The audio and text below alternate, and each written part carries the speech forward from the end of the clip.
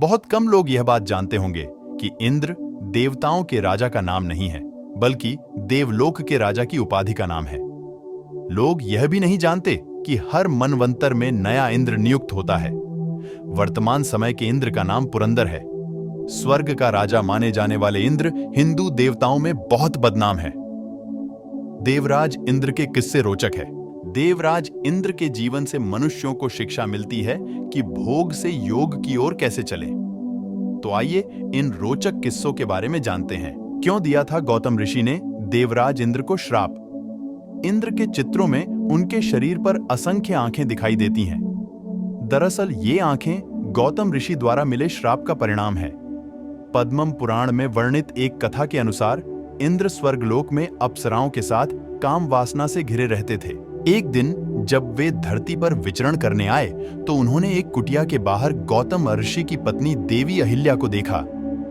अहिल्या सुंदर और रूपवती थी, जिसे देखते ही इंद्र उन पर मोहित हो गए। छल पूर्वक अहिल्या को पाने के लिए इंद्र ने अपनी माया से रात को सुबह जैसे वातावरण में बदल दिया। गौतम ऋषि को लगा कि सुबह हो गई और वे कुटिया से निकलकर स्नान और पूजा पाठ के लिए बाहर चले गए। उनके जाते ही इंद्र ने गौतम ऋषि का वेश धारण किया और कुटिया में चले गए। अहिल्या इंद्र को गौतम ऋषि के वेश में देख पति समझ बैठी।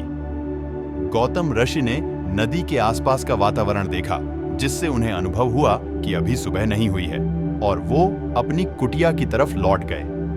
कुटिया लौटते ही उन्होंने देखा कि उनके वेश में कोई दूसरा पुरुष उनकी पत्नी के साथ रतिक्रियाएं कर रहा है।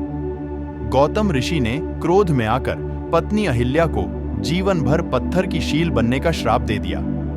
और तब गौतम ऋषि ने देवराज इंद्र को श्राप दिया था कि जो वासना तुम्हारे मस्तिष्क में हमेशा हावी रहती है, वह तुम्हारे शरीर पर प्रकट हो जाए। इसी श्राप के कारण इंद्र के शरीर के सारे रोम छिद्र स्त्री की योनि में बदल गए थे।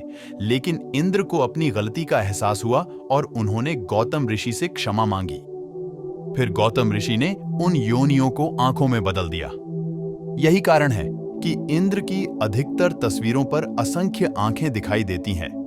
और रामायण काल में जब राम और लक्ष्मण वन विहार करते समय गौतम ऋषि के आश्रम के समीप पहुंचे, तब श्री राम जी के चरण लगते ही पत्थर की शिला बनी अहिल्या फिर से अपने स्वरूप में आ गई। इस प्रकार अहिल्या को नया जीवन दान मिला था। क्यों नहीं की जाती इंद्रदेव की पूजा? पौराणिक समय में इंद्रदेव की पूजा इंद्रोत्सव नाम से पूरे उत्तर भारत में होती थी। इस अवसर पर बड़े त्योहार का आयोजन भी किया जाता था। श्री कृष्ण ने अपने बचपन में देखा कि उनके गांव के लोग इंद्र को प्रसन्न करने के लिए बड़े बड़े अनुष्ठान करते हैं। इसके लिए वह साल भर अपना कमाया हुआ सारा धन खपा देते हैं।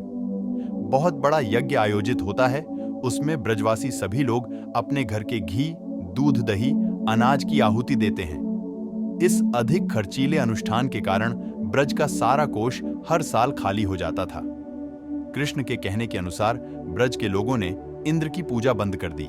इसके बदले में वो गोपाष्टमी मनाकर गाय की पूजा करने लगे, हल बैल की पूजा के लिए हल छठ मनाने लगे और गोवर्धन पर्वत की पूजा करने लगे।